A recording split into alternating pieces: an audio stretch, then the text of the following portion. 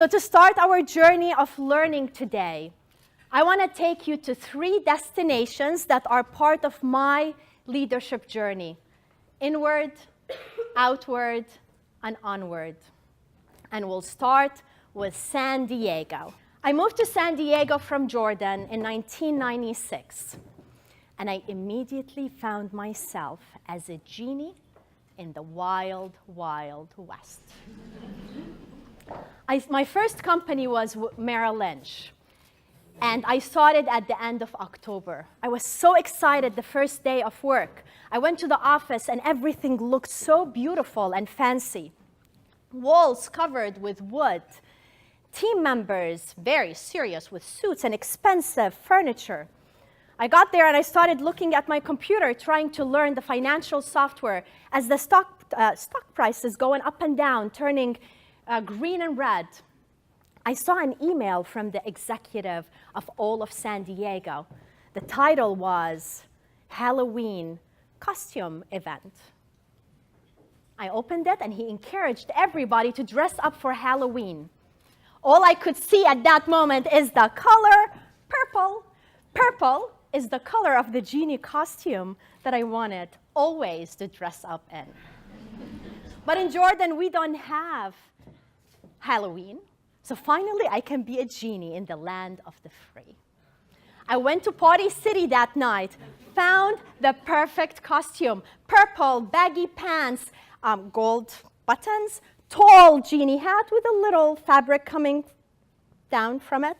Then I went to Macy's and I found also the perfect flat gold shoe that would match with my theme. Woke up at 4 a.m., put tons of makeup on with thick mascara. I was in the office before 6:30 in the morning. I was lucky that day because it was my turn to cover the front desk from 6:30 to 8:30 until the receptionist arrived.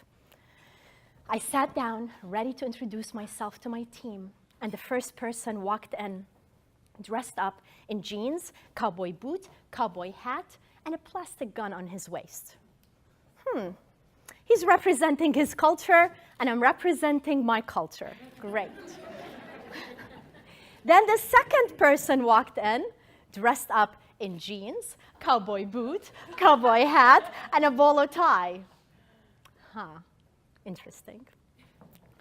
Then the third person walked in. She was dressed up in a jean skirt, cowgirl boots, and cowgirl hat.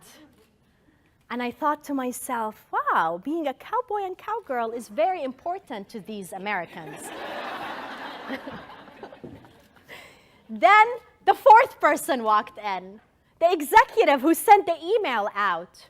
And as he walked through the door, he looked at me as if he saw a genie appear in front of his eyes. Guess what he was dressed up in? Oh yeah, cowboy. So then I went to my computer and I started checking the email. I had a feeling something wasn't right. And it did say everything as I understood it. The date, the time, team building event. There was just one sentence that to me wasn't relevant initially. And it said, theme, wild, wild West. So I went to my office, first week at work, dressed up in genie in a very traditional conservative environment in a wild, wild West event. All I wanted was to blink and make myself disappear. And I did. Not the blinking. I made myself disappear. I went home and I was beating myself up the entire day, feeling horrible, feeling intimidated, because I made such a big mistake, feeling absolutely worried how I'm going to show my face to my team the next day. Most likely, they're all going to judge me.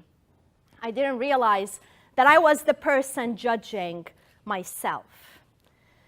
So as my team were all having fun, taking pictures, getting together to know each other, I was hiding, and my picture frame is empty. Now when I look back, 20 years later, what I really wish I did was that I stayed. Wouldn't it be more fun, my speech right now, if I showed you this picture frame of me sitting as a genie surrounded by cowboys and cowgirls?